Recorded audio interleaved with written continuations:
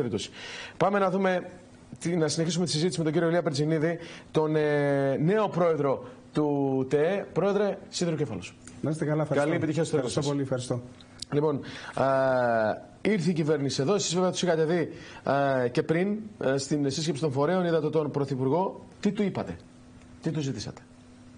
Κοιτάξτε να δείτε, ζητήσαμε θεσμικά πράγματα και όχι κλαδικές, ας το πούμε έτσι, κλαδικά αιτήματα. Τα βασικά από αυτά τα οποία ζητήσαμε, τα οποία ενδιαφέρουν πιστεύω πολύ τον κόσμο, ήταν η επέκταση. Ξέρετε, έχει ξεκινήσει ένα πρόγραμμα προσεισμικού ελέγχου για τα νοσοκομεία και για τα κτίρια εκπαίδευσης. Λοιπόν, εμείς ζητήσαμε από τον Πρωθυπουργό ότι πρέπει οπωσδήποτε να επεκταθεί σε όλα τα κτίρια του δημόσιου τομέα, αλλά παράλληλα θα πρέπει να πάει και στον ιδιωτικό τομέα, δίνοντας βέβαια στον ιδιωτικό τομέα κίνητρα οικονομικά, ώστε να μπορούν οι άνθρωποι να κάνουν τον προσεισμικό έλεγχο των σπιτιών τους. Εδώ όμως πρέπει να τονίσουμε ότι δεν μπορεί να γίνει μεμονωμένα όπως γίνεται στο εξοικονομό, στο διαμέρισμά μας. Ο προσεισμικός έλεγχος γίνεται σε όλο το κτίριο, σε όλη την οικοδομή. Δεν θέλουμε να τρομάξουμε τον κόσμο, δεν λέμε ότι τα κτίρια κινδυνεύουν. Ο προσεισμικός έλεγχος είναι ένα check-up για να δούμε σε τι κατάσταση βρισκόμαστε σε περίπτωση που έχουμε κάποιον σεισμό, για να μην έχουμε δυσάρεστες εξελίξεις. Ναι. Και είναι πολύ λογικό να ξεκινήσετε από τα νοσοκομεία. Τα νοσοκομεία και τα κτίρια εκπαίδευσης που έχουν παιδιά, εννοείται είναι τα πρώτα. Έχει ξεκινήσει αυτό? Αυτό έχει ξεκινήσει. Έχει ξεκινήσει η συνεργασία του Τεχνικού Επιμελητηρίου της Ελλάδος και του ΟΑΣΠ. Έχουμε κάποια πρώτα αποτελέσματα, δείχνουν ότι είμαστε σε καλή κατάσταση? Κοιτάξτε να δείτε, ξεκίνησε μέσα στο καλοκαίρι. Δεν θέλω να πούμε συγκεκριμένα. Όχι, δεν έχουμε αυτή τη στιγμή, γιατί ξεκίνησε μέσα στο καλοκαίρι. Βέβαια, το χρονικό περιθώριο που δίνει στους μηχανικούς είναι, νομίζω, γύρω στις 2 με 3 εβδομάδες ώστε να ολοκληρώσουν τον έλεγχο. Σε περίπτωση που ο πρωτοβάθμιος έλεγχος δείξει κάτι, τα κτίρια αυτά θα πάνε και για δευτεροβάθμιο έλεγχο, ο οποίος είναι πιο αναλυτικός, για να δούμε εάν χρειάζονται κάποιες ενισχύσεις. Προς το παρόν δεν γνωρίζω, γιατί ακόμη είναι πολύ μικρό το δείγμα, σε τι κατάσταση βρίσκονται τα κτίρια μας. Μάλιστα. Σημασία όμως έχει ότι ελέγχονται. Αυτό είναι το βασικό, γιατί τη Θεσσαλονίκη τη χαρακτηρίζουμε σεισμογενή περιοχή. Εγώ δεν θα έλεγα ότι τις τελευταίες δεκαετίες είναι σεισμογενής περιοχή. Από το 1978 έχουμε να ασχοληθούμε σοβαρά με σεισμό. Έτσι. Ναι, σε αυτό έχετε δίκιο. Ο σεισμός, λέμε ότι ο μεγάλος σεισμός ότι έχει μια περιοδικότητα από 50-100 χρόνια. Αυτό βέβαια δεν είναι και κανόνας. Ποτέ δεν ξέρουμε. Αλλά η Ελλάδα είναι μια σεισμογενής χώρα. Είναι η δεύτερη, αν θυμάμαι καλά, στον κόσμο και η πρώτη στην Ευρώπη. Άρα δεν μπορούμε να πούμε ότι δεν έχουμε σεισμούς. Όχι, δεν είπα δεν έχουμε. Είπα για τη Θεσσαλονίκη. Ότι ευτυχώς από το 1978 έχει να μας απασχολήσει σοβαρά ένα θέμα σεισμού. Αυτό είπα. Και από το 1932 έχει να γίνει ένα σεισμός μεγάλος στην περιοχή του Αγίου Όρους. Όμως είδατε ότι φέτος το καλοκαίρι ενεργοποιήθηκε ένα μικρό ρήγμα που μάλιστα ήταν και ψηλοάγνωστο από ό,τι έχω μάθει, το οποίο έδωσε βέβαια μικρούς σεισμούς και μάλλον δεν μπορεί να δώσει κάτι μεγαλύτερο. Οπότε αυτό μας καθησυχάζει. Πολύ ωραία.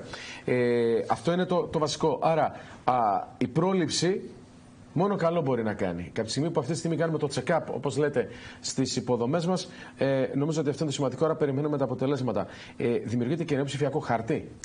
Ναι, αυτό είναι ένα έργο το οποίο το έχει αναλάβει το Τεχνικό Επιμελητήριο. Είναι ένα πολύ μεγάλο βήμα το να έχουμε ένα ψηφιακό χάρτη για όλη τη χώρα, όπου θα μπορεί να ανατρέξει ο καθένας και να βλέπει τα στοιχεία του κάθε αγροτεμαχίου, της κάθε οικοδομής. Είναι ένα πάρα πολύ μεγάλο έργο, πάρα πολύ σημαντικό έργο, το οποίο πραγματικά νομίζω ότι θα βοηθήσει πάρα πολύ και θα μας κάνει και μια χώρα πλέον.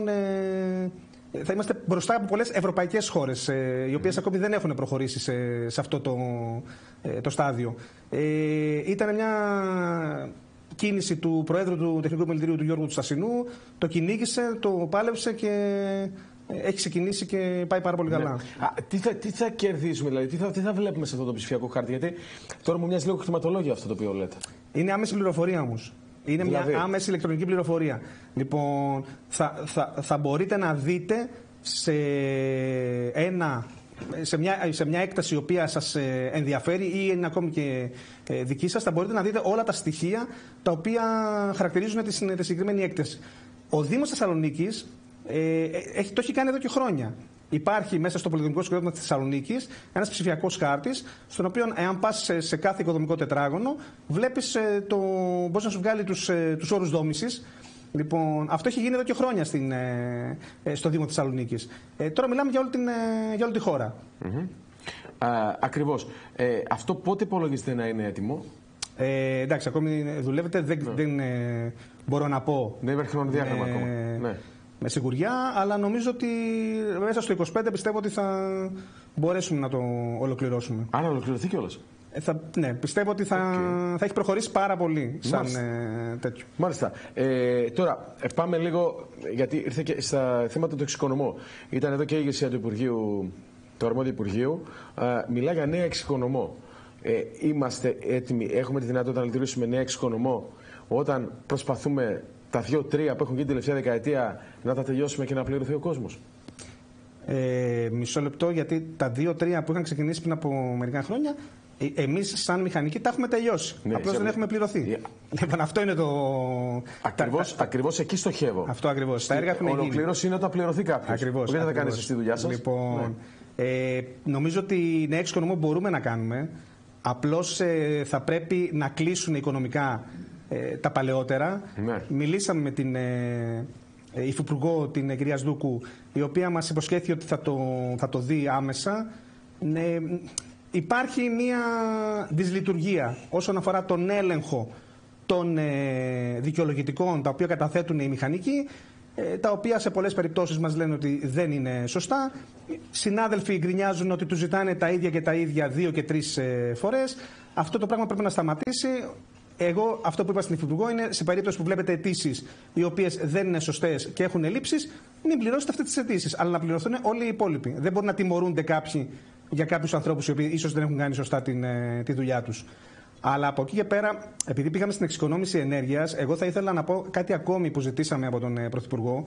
Του ζητήσαμε σιγά σιγά να ξεκινήσουμε να δουλεύουμε την κυκλική οικονομία στις κατασκευές. Πρέπει να φύγουμε από το γραμμικό μοντέλο στις ελληνικές κατασκευές και να πάμε πλέον στην κυκλική οικονομία.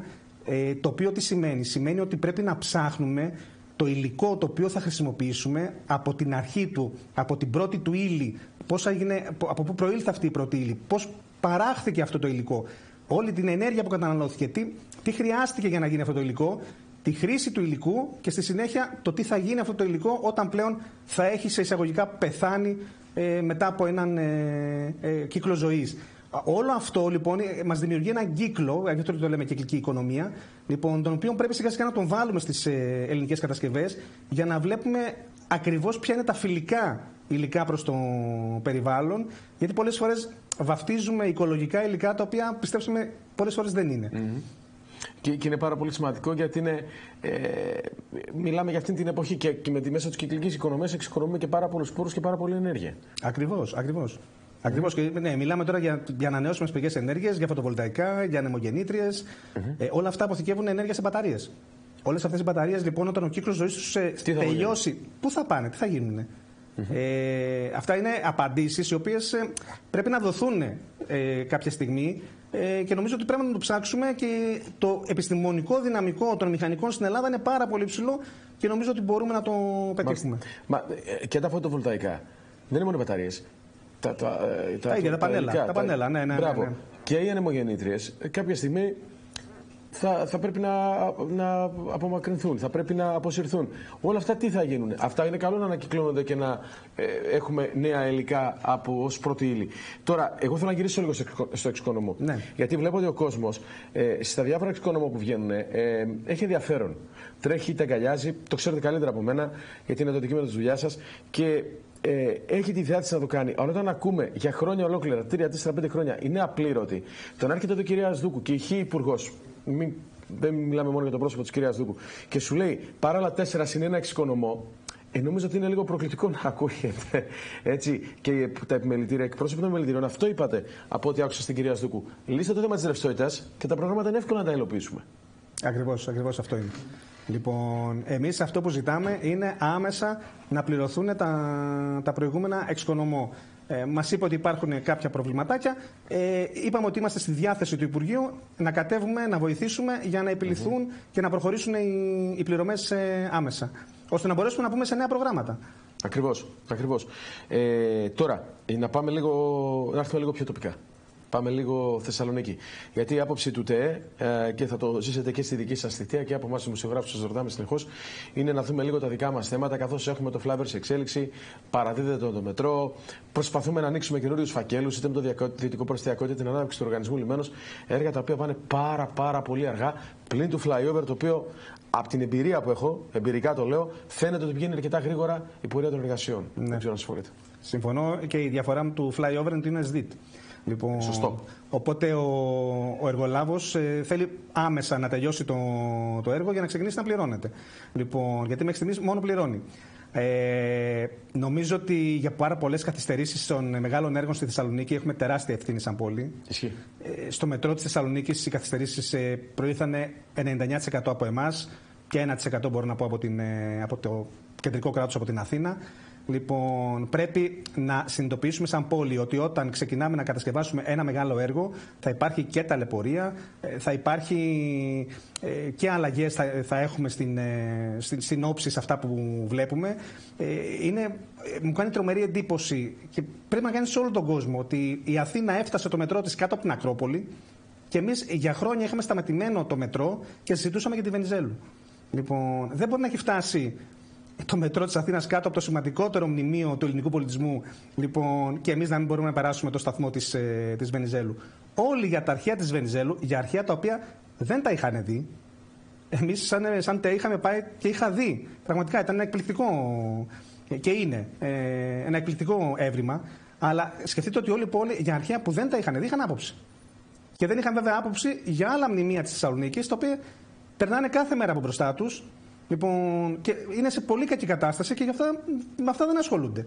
Λοιπόν, πρέπει λοιπόν να καταλάβουμε ότι για να γίνουν τα έργα πρέπει να βοηθήσουμε και εμείς σαν πόλη. Το μετρό τελειώνει, θα λειτουργήσει τώρα 30/11.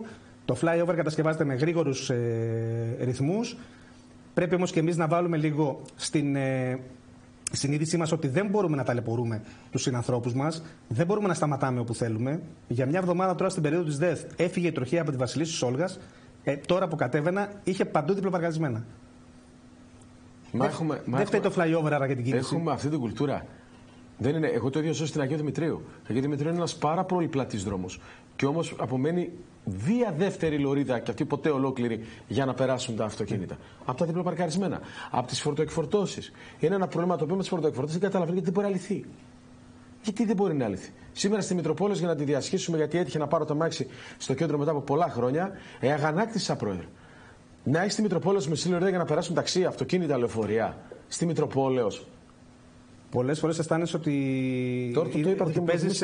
ότι παίζεις virtual reality σε ηλεκτρονικό παιχνίδι και προσπαθείς να αποφύγεις τον κάθε σταματημένο. Την Αγίου Δημητρίου που τη διασχίζω και εγώ κάθε μέρα, ναι, σταματάνε και από τις δύο πλευρές. Ναι, αυτό και μπορεί να καταλήξει σε μία λωρίδα ο δρόμος. Ναι. Και ένας δρόμος ο οποίος έχει αστυνομικούς, δεν είναι τροχιά βέβαια οι άνθρωποι, αστυνομικούς από το Υπουργείο στο τουρκικό προξενείο, είναι γεμάτο αστυνομία ο δρόμος. Αλλά σταματάνε. Είναι στην ψυχοσύνθεση, δεν ξέρω. Το έχουμε συνηθίσει. Πρέπει να το σταματήσουμε αυτό το πράγμα. Λοιπόν, και το μετρό θα βοηθήσει σε αυτό. Γιατί θα είναι εύκολη η πρόσβαση στο κέντρο.